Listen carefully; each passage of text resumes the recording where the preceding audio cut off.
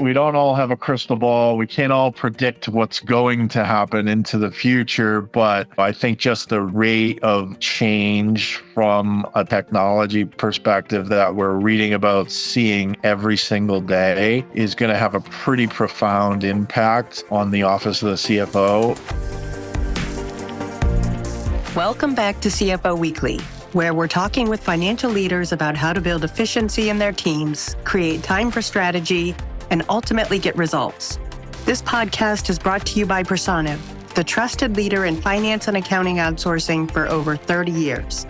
See how Personiv's customized solutions can help you streamline your operations with teams that start as small as one. Visit the website at personiv.com to learn more. I'm your host, Megan Weis. Let's jump right in. Today, my guest is Dan Wheadon. Dan is the leader of Cherry Bekaert's CFO Advisory Practice and also leads the technology and life sciences industry at the firm. Cherry Bekaert is ranked among the largest and fastest growing accounting and advisory firms in the U.S. Cherry Bekaert creates shared success by helping thousands of clients solve their toughest business challenges and advance their strategic goals. Dan has over 25 years of strategy and management consulting experience with organizations ranging from Fortune 500 companies to high-performing private equity-backed middle-market organizations. He has significant experience advising C-suite executives on value creation initiatives with a focus on solving complex, strategic, financial, operational, and technological challenges. He has worked with clients across multiple industries to develop transformative solutions aimed at driving top-line growth, cost reduction, and EBITDA improvement. He has a broad range of experience in helping organizations define best practice business processes and developing leading-class technology solutions that differentiate themselves in the marketplace. Dan has a passion for client service and has a long and successful track record of advising clients and leading strategic initiatives. In addition to Dan's client delivery responsibilities, he has significant experience in building high-performing consulting practices. Dan has led successful consulting practices through geographical expansion, through building new offerings, and by bringing on industry-led operational focus to client delivery. The scope of these leadership responsibilities has included the development of service offerings and go-to-market approaches, marketing strategies, business development, recruiting and hiring strategy, development of various consulting methodologies, staff development, and ownership and management of a practice P&L. Dan, thank you so much for joining me today on this episode of CFO Weekly. Thank you, Megan. Thanks for having me. I'm real excited to talk to you today. Yeah, over the course of your career, you've seen firsthand how finance can be a catalyst for transformation, not just a back office function, but a true driver of performance, insight, and innovation. Today, I want to explore how modernizing finance operations can unlock that potential and what it really takes to lead that kind of change from the inside out. So let's start at the beginning. When in your career did you first see the power of modernizing finance operations to transform a company's performance, and what did that look like? Great question, Megan. Early in my career, I started my career as an auditor. I'm a CPA by trade, and I spent a lot of time with controllers and CFOs sort of looking backwards and kind of understanding, hey, from a financial statement perspective, how do things operate and how does numbers ultimately get onto a piece of paper? And what I realized very early in my career was that the level of effort and the time and hours from all accounting and finance personnel in some of these organizations was significant in really gathering information to kind of report the news. So I was always kind of an inquisitive kid and always somebody who asked a lot of questions and was very curious as to how things worked, and really took a step back and at that point in my career very early on and said, like, there's really got to be a better way to do some of these things. And so that question really started me on my journey of trying to help CFOs and finance organizations drive performance through technology, through process, through enhanced organizational strategies. And before we get into the meat of the conversation, let's just take a moment for you to kind of walk us through your career and how you got to where you are today and where you are today.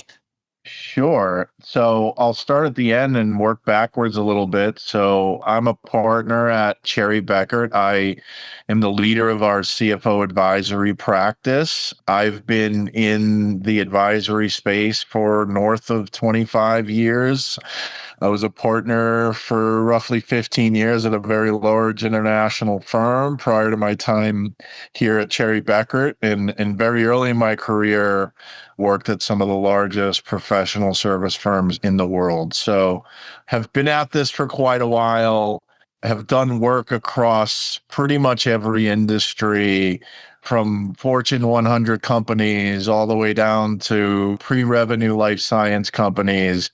I've seen quite a bit over the last 25 years. And what I can say that has been consistent over that period of time is that change is pretty constant. We're obviously in the time of everybody talking and being focused on AI and automation and things of that nature. But 15 years ago, it was a different trend. So, but really, I think what we see on a continuous basis with our clients is the ones that really truly perform are the ones that are constantly thinking of how do we continuously improve our process and our organization.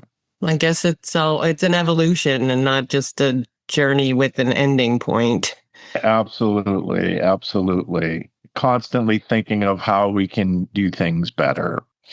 And when CFOs talk about modernization, it often starts with a desire for clarity, better data, faster insights, more confident decisions. So in your experience, what are some of the biggest day-to-day challenges that CFOs run into when trying to get clear, timely insights that they can actually act on? You kind of said it there, right? I think what we continuously seen for many years is ultimately the timeliness, accuracy, completeness of data for the organization. I'd say a lot of times is like CFOs have a tendency and tend to be in many organizations, especially in the middle market, which is really the market that we serve. CFOs are really the data stewards of the organization. I think every leader, every person in an individual organization is always looking to the CFO for answers around numbers. And so that puts a lot of strain on the finance function over time. And it kind of really forces CFOs to really think very strategically and determine how they can really provide better information faster, more accurately. Because I always say the last thing you want to do is walk into a boardroom meeting and have one person have one number and another person have another number, and then you spend the entire time arguing about whose number's right. So that consistency, completeness, accuracy is so important in really having good financial processes. And once finance leaders recognize those gaps, the next question becomes where to start. So for CFOs who want to modernize their finance function, where's the best place to begin, especially if they want to avoid overwhelming their team or disrupting the business? Right. And again, going back to the middle market, the market that we serve, our clients, most of our clients are south of about 250 million in revenue across several different industries. But I think the middle market provides different challenges, right? You don't necessarily have the ability to invest as much capital as a big Fortune 1000 company, and you're not trying to drive these massive transformational initiatives at the end of the day. So really where I'm advising my clients every day is to start small. And how I think about things is where are there specific use cases within your organization that you have a continuous problem that you see over and over and over again? Like, as an example, in the manufacturing space, you see many of these $100, $200 million manufacturers having challenges with inventory visibility and managing inventory. And they have a lot of working capital kind of tied up in that. And that can have a pretty significant impact on cash flow, right? So CFOs in that space really need to have a very good, solid understanding of what's going on there. So start with that specific use case that's solving a specific problem and then build from there. So typically what we guide and think through with many of our clients is kind of in 3 steps, right? And this is the most basic things that you can think of from a finance perspective. Number one, fix the close, get your data right. We sort of alluded to that a little bit earlier, but that is kind of the core piece that every finance organization has to have is close your book fast, do it accurately, get good data. The second piece is really building what I would call a financial planning and analysis capability. Once we have that data that's clean and good and timely, I can take that data and I can analyze it now. I can develop KPIs. I can use it as input from a forecasting and planning perspective. I can start to try to be somewhat predictive with some of that data to determine what's going to happen versus what has already happened. And that truly becomes a strategic differentiator for many of our clients. And then really the third piece, once you've got the data right, once you analyze the numbers and you know where the problems are, then you can fix the problems, right? And that's where we see a lot of organizations really modernizing finance and even beyond finance, having finance be a bit of that quarterback for driving performance improvement throughout the business. And of course, transformation is a balancing act. So how do you find the right balance between pushing forward with digital transformation and keeping processes practical, aligned, and genuinely valuable to the business? You're right. It is a balance. As I mentioned, the goal for us is, and many of our clients is, if we're investing capital, investing time, we're investing dollars in individual process or trying to fix a problem that we have, you really want to focus on what outcomes am I trying to get to? So if I'm targeting digital transformation around XYZ process, how do I actually measure the effectiveness of what I'm actually doing to transform that process? So that's kind of such a critical piece that I think many times people don't necessarily focus on, but what are the outcomes that I'm trying to achieve? What type of ROI am I looking to get? Going back to what I was talking about before from a KPI perspective, how does this particular digital transformation improve some of those KPIs to really drive performance at the end of the day? And how do we then, use that platform from a finance and accounting perspective to then be able to sort of scale the business without necessarily having to incrementally add heads year over year over year. So we've built a platform for the business that we are confident that we can scale the business on and ultimately driving a lot more performance for the organization. And can you maybe share an example of when taking a more holistic approach to finance modernization move the needle on decision-making or financial performance? Yeah. So as I said, I've been doing this for over 25 years. I've got lots of examples. I'm sure you do. A couple that really come to the top of my mind is I'm a Boston guy. I grew up in Boston. I live in Boston now. So 2 industries are very prevalent here, are tech and especially in life sciences, right? So the life science industry is a super dynamic industry, and you see a lot of startups coming up, and somebody's got an idea for a great new molecule that can really do some amazing things in the medical world.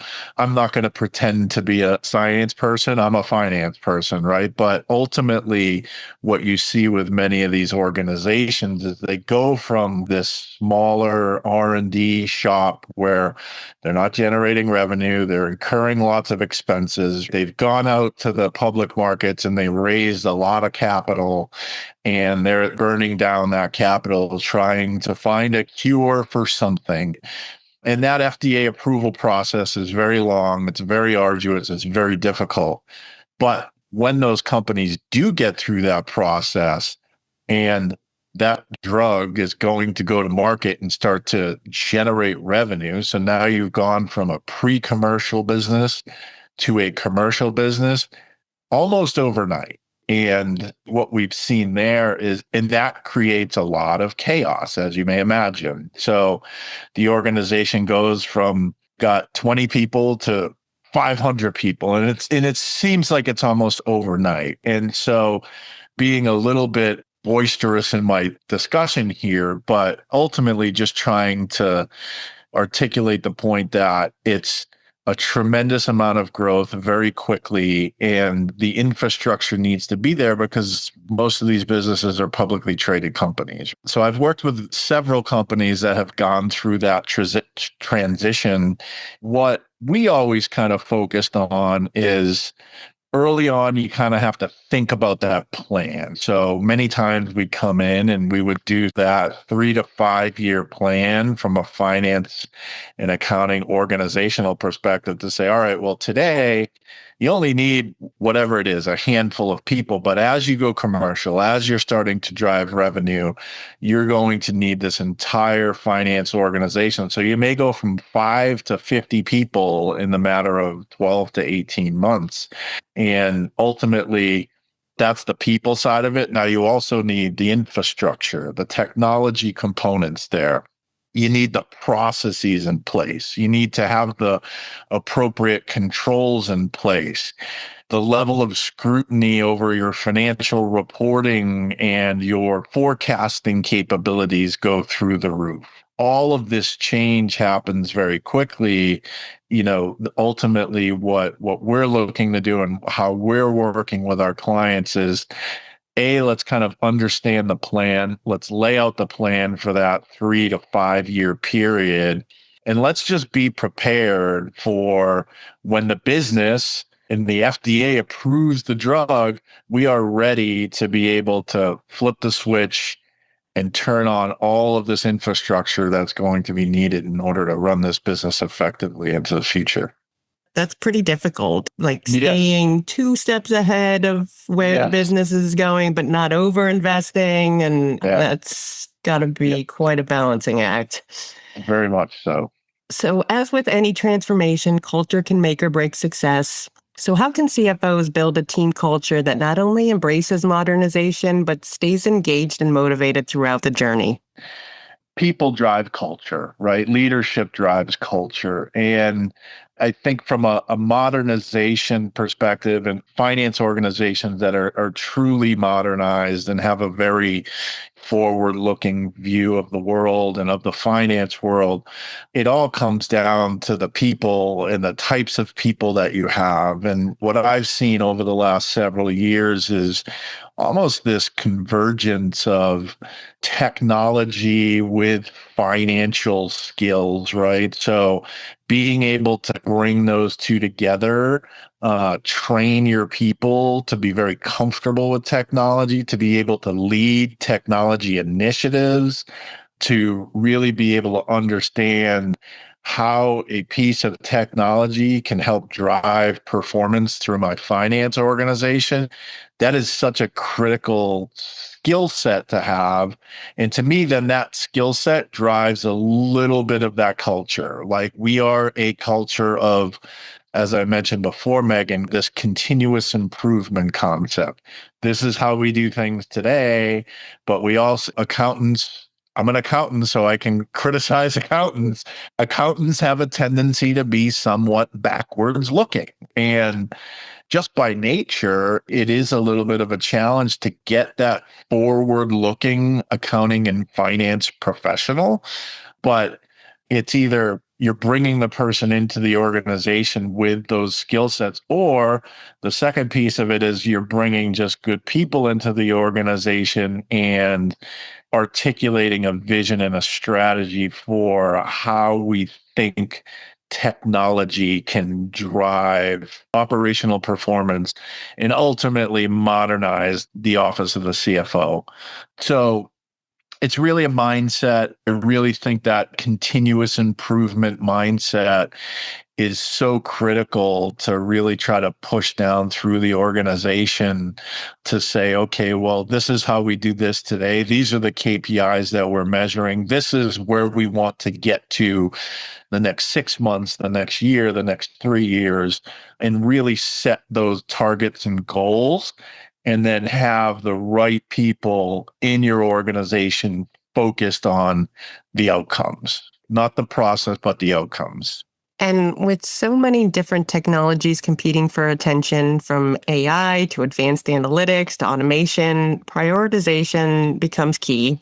So how can CFOs identify and invest in the right tools to achieve strong ROI while still keeping people and efficiency at the center of the equation? Great question. I think a question that many of our clients struggle with on a day-to-day basis, and typically many times why I'm getting a phone call. Where do I start? Right? I know I need to do something. I keep reading about AI. I keep reading about automation. I'm reading about all these different things, and I feel like I'm falling behind, right? Like that's typically, the form and substance of the conversations that I'm having.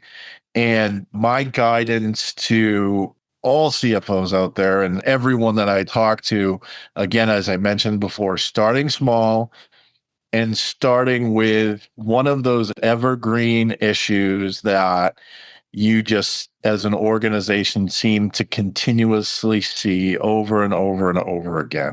What is that use case that we can identify a singular or particular issue, and then we can deploy technology, modernize the finance function around that specific issue, and then we get outcomes out of it, right? So it's almost kind of an agile type process where you identify the problem, I bring the technology solution to the table, I fix the problem, I show ROI, and then I communicate and sell that to the organization and articulate, hey, this is kind of what we were dealing with. This is what we did, and this was the outcome. And what that ends up doing to me is it really starts to change the minds of people in the organization around how we can use technology to modernize finance, to modernize even more than finance, modernize across the business.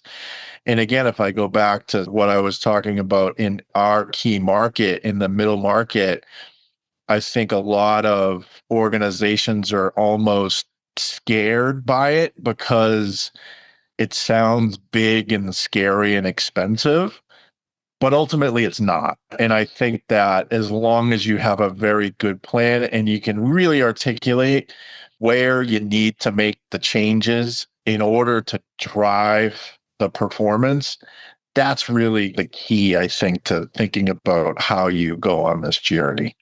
And it's clear that the CFO's role continues to evolve from financial steward to strategic architect, someone who really drives innovation, culture, and value creation across the enterprise.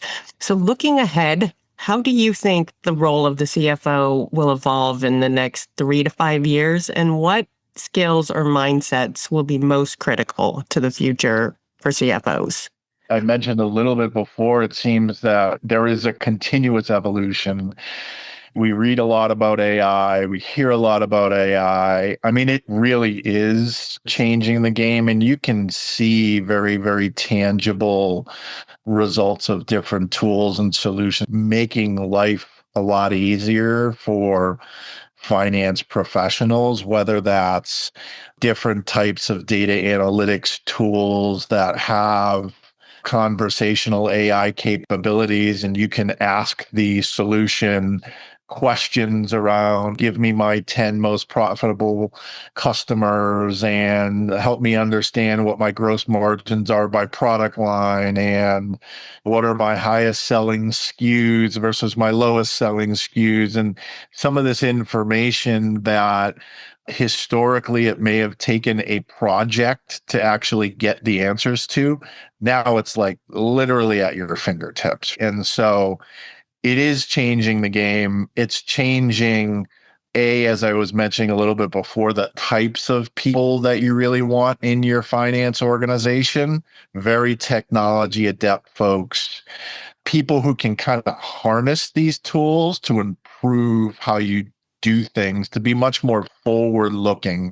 I've kind of been talking about this concept for many years around the office of the CFO getting out of the business of transactions and getting more into the business of strategic decision support. So it's the rear view mirror versus the windshield conversation.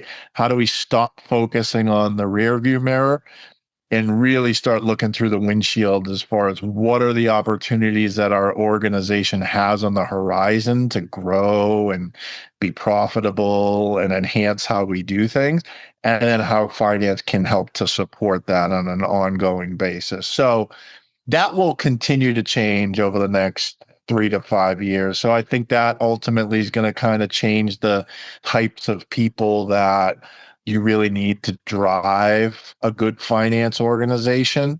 I mentioned a little bit before that convergence of finance and technology and finance professionals who are very, very skilled from a technology perspective and can understand how to apply some of these technology and automation tools to solve problems. Those are going to be really the finance organizations that continue to kind of thrive into the future. So we don't all have a crystal ball. We can't all predict what's going to happen into the future, but I think just the rate of change from a technology perspective that we're reading about, seeing every single day, is going to have a pretty profound impact on the office of the CFO. And as I mentioned, I see it every day. I see it every day with our clients, and you can really understand and you can tell when you're talking to the clients who are the ones that are really going to take advantage of this and who are the ones that maybe will fall a little bit behind. And that goes a little bit to our culture conversation before, in the types of people and the types of individuals and how you are building a capability, communicating that capability, and rallying around this continuous improvement mindset. Dan, thank you so much for your time today. Thank you. I really appreciate it. I really enjoyed the conversation, Megan. I appreciate you taking the time to share your insights and knowledge with us, and wish you all the best. And to our listeners, please tune in next week. And until then, take care. You've been listening to CFO Weekly, presented by Personiv. Please subscribe wherever you get your podcasts to hear all of our episodes. Want to learn more? Check out personiv.com. Thanks for listening.